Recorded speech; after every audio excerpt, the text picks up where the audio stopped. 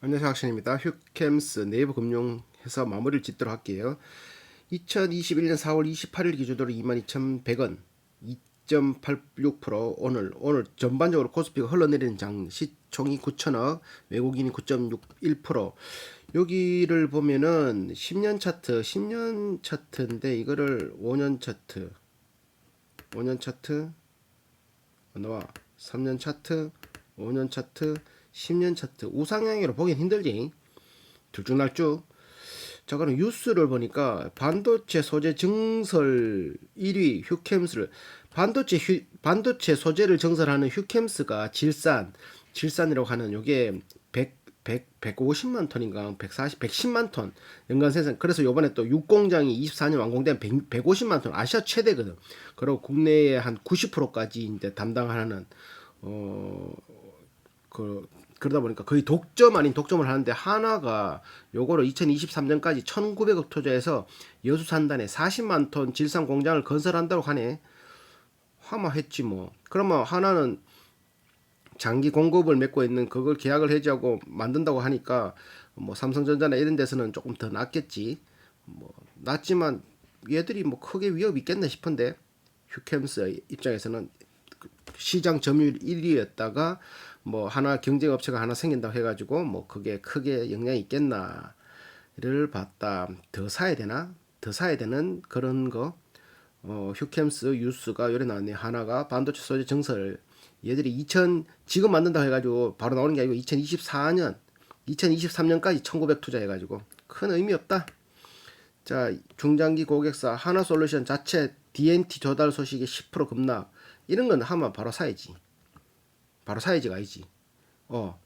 딱 보고 괜찮으면 휴캠수가 22,000원인데 22만원 그거 이래 봐라. 이게 다 제대로 적도 안 하고. 아이 참, 글자부터 이 뭐고 뉴스가 22만원. 하여튼 얘들은 뭔가 이렇게 팩트 체크를 안 해. 22,000원이잖아. 지금 주가가 22,000원이잖아. 이런 거는 보면 볼 필요 없다. 됐다. 자, 반도체 풍기, 그러니까 반도체 질산 90%를 공급하는 회사, 영업이익률 20%에 달하는 회사. 좋은 회사 남았지. 자, 요거는 나중에 보고. 휴캠스와 포스코케미칼, 롯데케미칼, 하나솔루션과 시가총액이 하나솔루션 8조 9천억, 휴캠스는 거의 10배 미만인데, 자, 매출액은 하나솔루션 2조 5천, 휴캠스는 1,500억. 1,500이 아니잖아. 휴캠스가 이게 분기 매출, 야들 왜 이래 적어놨지.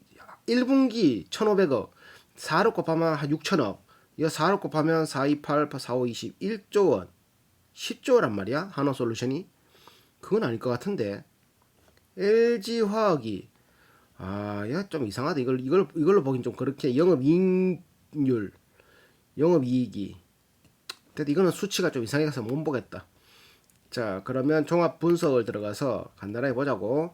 태광실업 2인이 43%를 가지고 있다. 태광실업, 박주환. 태광실업 하면 유명한 박연차 회장이죠. 태광실업, 박연차. 국민연금이 9%를 가지고 있고, 농협경제지주가 8.4%, 회사채는 A 플러스 등급.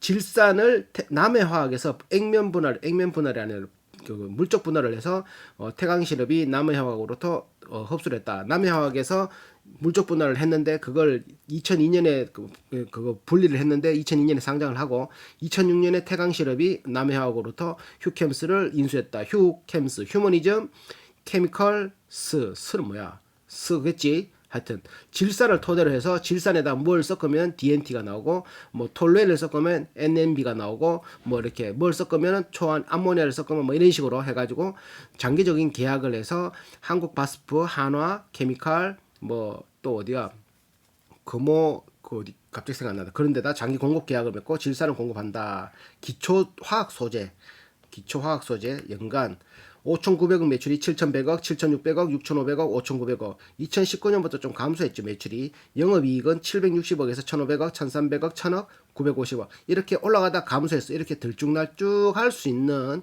그런 거. 그러면 요거는 자본 총계, 자본 7,400억, 자산이 7,400억에서 8,600억 우상향했고, 부채가 2,500억에서 1,700억 우하향했지, 부채가.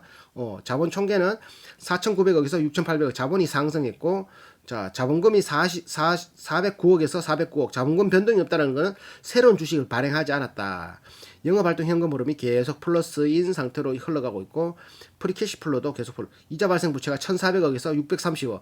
이자 발생 이자 내는 부채가 줄어들었다는 것은 기타 수익과 기타 비용에서 금융 수익, 금융 비용에서 금융 비용적인 비용이 나갈 확률이 굉장히 적어진다. 영업이익률이 12%에서 16%, 12%, 21%, 18%, 16%, 16%. 잘 나오는 거지. 소재주가 이만이 잘 나오나. 순이익률이 6%에서 15% 나오다가 13% 나오다가 20% 나오다가 10% 나오다가 8%. ROE가 8%, 잘 나올 때는 21%, 17%, 10%, 원래는 7.5%.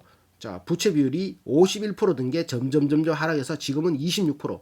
부채 비율이 26%로 떨어졌다고. 그러면 얘들은 그냥 안정적으로 쭉 한국통신처럼, 한국전기차, 한전처럼 안정적으로 쭉 회사 오래됐고 쭉 간다 보면 되지. 왜 그러냐면은 PR이 20 나오던 게 16년도에 8배, 9배, 12배, 지금 21배, 지금 17, 내가 계산해 17배 나왔고 17배.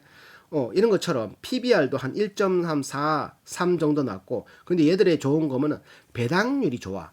한 주에 2.3%, 주당 6.1%, 4.9%, 5년 평균 배당이 4% 넘어. 삼성전자 3.5%거든. 삼성보다 더 많이 준다고 배당을. 한 주에 1,000원씩. 2만 원짜리 한 주 가지고 있으면 1,000원 준다고. 2만 원짜리 1,000원 내야지. 2, 3원 6.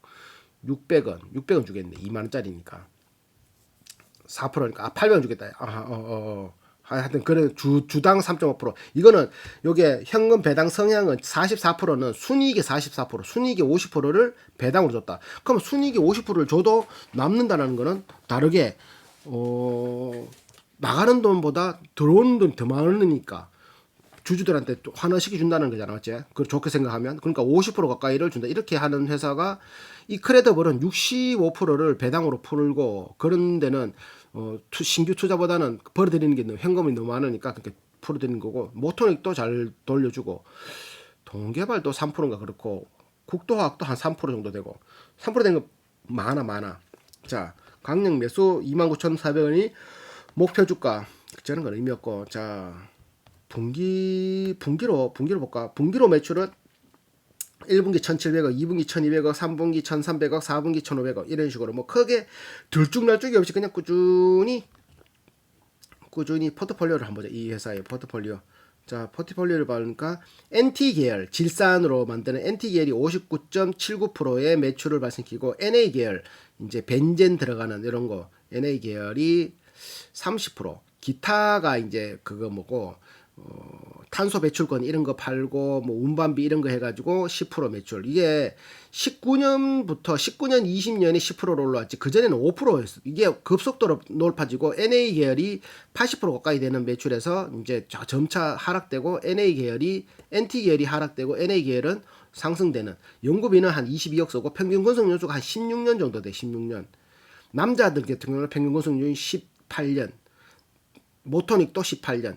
모토닉 같은 데는 들어가면 안 나와. 여도 들어가면 안 나와. 안 나와. 수출이 한 2대 2.5대 7.5. 내수가 한 7.5. 그거 물건 파는 거는 한화, 뭐 OCI 또 어디고 금호 미찌 이런 데다가 납품하는 게 거의 뭐 5년 계약, 10년 계약, 8년 계약 이런 장기적으로 계약을 맺어서 걔네들이 원하면 막 생산해서 주는 이런 식의 회사다. 태광그룹 계열사예요. 계열사 재무 분석은 이거는 뭐 너무 잘 나왔으니까 분석할 게 없다. 이 봐봐. 매출액 계속 우상향이잖아요. 그래프가. 우상향이 아니고 그냥 쭉 위에서 놀고 있는 거예요. 재무상태표도 쭉 마이너스가 없잖아. 마이너스가. 부채율도 26%인데 뭐 볼 거 있나. 현금 흐름표. 현금 흐름. 영업활동 현금 흐름이 파란색이거든. 계속 다 플러스잖아. 이런 건 볼 거 없다. 자, 투자지표 봤을 때 매출액 5,900억에 영업이익률 16%, 순이익률 8%. 괜찮지? 16년도에는 16%, 영업이익률 16% 똑같잖아요. 그에 순이익 10%. 18년도에는 영업이익률 18%. 그러니까 얘들이 의외로 뭐 석유를 원료로 가지고 만들어서 파는 국도화학이나 이런 데는 에폭시 만드는 그런 데는 원가 비율이 굉장히 큰데 얘들은 원가 비율이 그만큼 높지 않다는 거지. 마진이 많이 남는다는 소리야. 이게 쉽게 말해서 벤젠이나 벤젠 아모니아나 이렇게 석유화학에서 기초 석유 제품 석유에서 그 생산 뽑아내지만 그게 마진이 많이 납니다. 고마진이다 보면 되지 어찌 보면. 자 여기에는 ROE는 7.5%, ROA는 2.59%, ROIC는 29%. ROIC를 해석을 못하겠다. 성장성은 매년 증가율이 매출 증가율이 감소 10% 감소 10% 감소, 순이익 증가율도 29% 감소했지만 배당 꼬박 주고 뭐 반도체 그 세정제로 들어가기도 하고 막 그러니까 뭐 크게 걱정이 아니고 그냥 안정적으로 간다로 해야 되나? 부채 비율도 26%. 이자 발생 부채는 엄소, 순부채가 엄소, 마이너스라는 건 없다는 거예요. 이자 그리고 활동성 캐시가 거의 매출 채권이 물건 갖다 주면 매출 채권 회전율이 제로거든. 0%. 매출 채권 대손 충당금이 0%. 돈 못 받을 확률이 0%라는 소리거든. 뭐 하나 같은 데 납품하지 뭐 금호 믿지 이런 데다 큰 회사에다 납품하기 때문에 돈은 확실히 받고 재고 자산은 거의 18일마다 한 번씩 돌아오고 매입 채무 외상값도 한 33일마다 거의 뭐 평균적으로 하면은 갚는다. 돈이 그러니까 빨리 짧은 시간에 빨리 도는 거지. 얘들은. 그러니까 이걸 뭐 크게 볼 거 없다. 크게 볼 거 없다. 업종 분석으로 가서 비슷한 업종이 있는 거 한번 볼까? 후성, 코스모 신소재, 파미셀, 화학주, 미원 SC, 미원 상사이가 후성, 여기 2차전자이가 시가총액 1조 원 비슷한 시총에서 매출액 5,900억 휴캠스, 후성 2,900억. 자, 영업이익 950억 낼 때 후성이 28억밖에 못 내나. 근데 시총이 1조라고? 미원 SC 3,700억. 그러면 영업이익률 16% 봐. 16% 되는 회사가 파미쉘은 뭐야? 파미쉘 신기하네. 파미쉘 뭐 하는 회사지? 파미쉘 영업이익이 19%나 되네. ROE가 9%. ROE 9% 되는 데 없대. 미원 SC가 13%. 미원 SC도 괜찮네. 부채 비율을 20%대, 20%대, 120%대, 100%대, 20%대. 파미쉘과 미원 SC가 잘 나가네. PR도 파미쉘은 197이다. 이거 순이익이 안 나왔는 말이지. 당기 순이익이 52억밖에 안 난다. 52억. 그래서 197 굉장한 고평가를 받고 있네. 미온 SC는 이게 아직 비상장인가? 미온 SC, 미온 상사이가 요렇게 돼 있다. 일단 자, 그건 그렇다 치고 종토로방 가면 안 되고 전자공시 가면 섹터 먼저 지분 현황을 보고 보자. 자, 보면 태광실업이 39.9559%. 2000년 9월에 이제 박연차 회장의 5%의 지분을 싹 장외 매매를 해서 다시 흡수를 한 거겠지. 박주환 아들 백만주, 신정화 이렇게 해서 국민연금관리공단이 최근에 매수 매도 하면서 지금 9.17%를 가지고 있다. 장내 매도 얼마야? 150억치 팔았나? 1.6%를 매도 150억치. 뭐 의미 있나? 10% 주수는 없고 5% 주주는 국민연금관리공단 9.1, 농협경제지주 8.3, NH투자 0.1%, NH농협 14주 이렇게. 기타 없다. 자, 그럼 요거를 마무리 한번 해볼게요. 자, 마무리를 해보러 가자. 마무리를 하면은 여기를 보면 그 있잖아.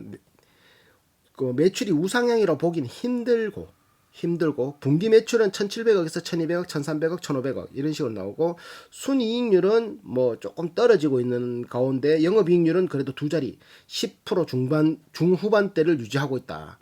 그 2001분기에는 17%, 2분기에는 13%, 3분기에는 12%, 4분기에는 19% 이런 식으로 해서 평균 영업이익률이 ROE는 7.5% 정도가 나왔고 당자 비율은 당장 현금으로 쓸 수 있는 게 유동자산의 440%, 4배 정도가 있고 이건 뭐야? 부채 비율은 26%, 그리고 유보율이 1600%, 유보율이 보통 500%를 안정적으로 본다라고 하는데 500% 정도 있으면 안정하다라고 하는데 1600%는 여유롭다라고 볼 수 있는 거지. BPS는 1.47, EPS는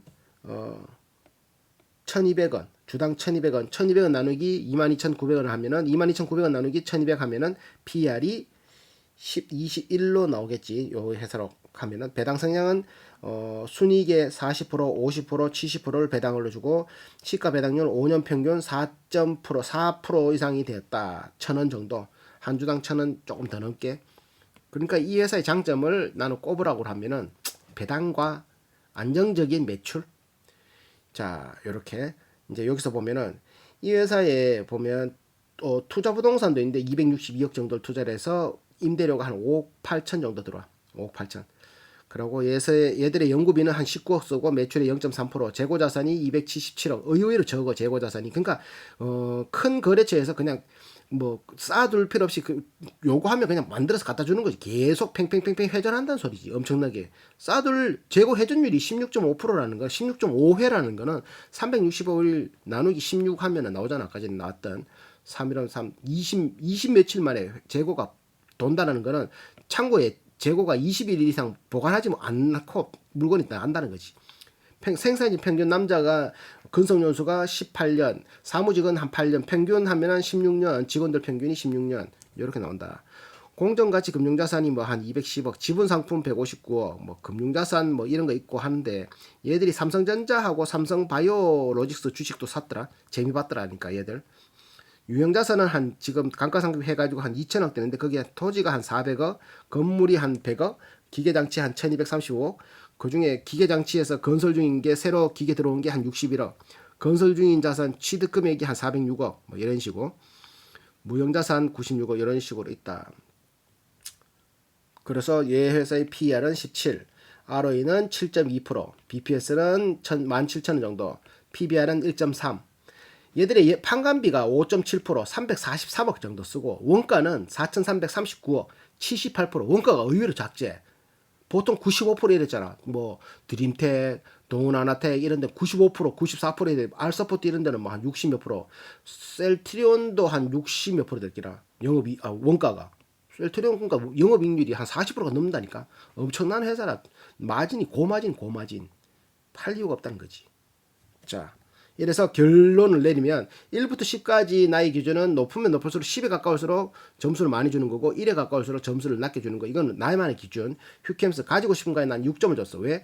안정적인 매출이고 꾸준한 배당 4% 이상, 4% 정도. 그러고 국가의 기간 산업이라 될 수 있는 기초 소재 산업이라 이런 것들이 장점으로. 기초 소재이기 때문에 무조건 써야 돼. 무조건 이거를 이 물건이 이 소재가 들어가야 다른 소재를 만들 수가 있어. 뭐 폴리우레탄, 뭐 스펀지 이런 거 있잖아. 이런 걸 이 제품이 들어가야지. 이 암모니아, 뭐 벤젠, 뭐 MTN, MNT, DNT, 뭐 NMB 뭐 이런 것들이 질산, 뭐고 또 그 초산, 초안 뭐 이런 것들이 폭약 만들고도 쓰니까 이런 것들이 장점으로 꼽아서 나는 6점. 영업이익도 한 16% 나와서 기초화학 회사. 그래서 6점 줬고 돈 잘 벌 것 같냐에도 지금도 잘 벌고 있는데 장기 계약이 많아서 꾸준한 수요가 발생한다. 물론 하나가 뭐 40만 톤짜리, 50만 톤짜리 공장을 질산 공장을 만들어 하는데 그렇다고 해가 시어가 막 팍 빠지는 것도 아니고 수출하면 되니까 수출이 뭐 질산이나 이런 거는 운반이 굉장히 까다롭다고 하는데 그래도 뭔가 있겠지. 지금인가 PR이 17이라 가지고 싸다라고 볼 수 있는 수치는 아닌 것 같아. 아무리 기초 소재라고 하지만 독점이라서 좀 괜찮을 수도 있겠지만 하여튼 PR 17은 낮은 수치는 아니거든. 싸냐라는 거에서 5점. 애매해서 회사는 계속 성장하고 있고 매출은 계속 상승하고 있고 이렇게 뭐랄까 영업이익률은 꾸준히 나오고 있기 때문에 지금 가격에서는 어찌 보면 비싸다고 할 수는 있지만 그렇다고 이걸 비싸다고 하기에도 좀 애매하다. 하지만 싸진 않다잉. 꾸준한 배당 이게 장점이다. 경영자는 한 7점 줬고 탄소 배출권을 160만 톤 팔아먹을 게 있고 이게 매출이 계속 한 18년도에는 탄소 배출권의 매출이 한 5% 차지하는 게 전체 매출에 지금은 한 10% 정도 차지하는 한 400억, 500억 막 이런 식으로 매출을 상세 배출권이 한 381억 요번에 2020년에 이런 거를 있다시피 이런 것들이 장점이다. 안정적인 포트폴리오. 그리고 평균 근속연수가 한 18년 정도 된다. 걱정 안 하겠냐에 8점. 이건 걱정은 없다. 돈이나 이런 것들이 뭐 이게 폭발적으로 성장하겠냐 이런 거는 아직 물음표를 던질 수 있겠지만 걱정할 게 없다. 이거는 걱정할 게 없다. 배당주라 생각하고 모아가도 될 만한 부채율 26%, 유보율 1600%. ROE는 7.2% 나와서 3점을 줬고 영업이익률은 4%당 1점이라서 16% 나와서 4점을 줬다. 총점은 44점에 나누기 8을 하니까 5.5점. 위험한가에서는 위험할 게 없어서 8점. 거래처가 장기 계약을 맺어서 꾸준하게 이제 장기적으로 이제 쭉 물건을 대면 되니까 뭐 자식에게는 굳이 이거를 자식에게 줄 필요는 없을 것 같아요. 3점. 무엇을 돈을 벌어보면 NT 계열, DNT, MBM 이게 벤젠 쪽 이런 것들 3,548억 중에 그게 전체 포트폴리오 59.79%를 차지하고 그 중에 수출이 91억, 내수가 3,457억, 지금 공장 가동률이 83%, 팽팽 돌아가고 있다는 소리지. NA 계열인 질산과 초안은 1,792억. 근데 질산 공장을 만든다 그랬거든. 질산, NA 계열, 하나에서 질산 맞지? 질산. 그럼 1,792억 중에 이제 만들어야 되니까 뭐 크게 얘들의 매출에 크게 영향을 뭐 미치진 않을 것 같아. 30% 차지하는 1,792억, 수출이 1,159억, 내수가 633억. 지금 공장 가동률은 93% 팽팽 돌아가고 있지.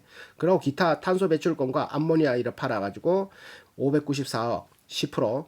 내수는 594억, 내수가 594억, 수출은 안 돼. 이런 건. 탄소 배출권은 총 5,935억 매출에 수출이 1,250억, 21% 차지하고 내수가 4,684억. 그러니까 2대 8이네, 2대 8. 수출이 2, 내수가 8. 이렇게.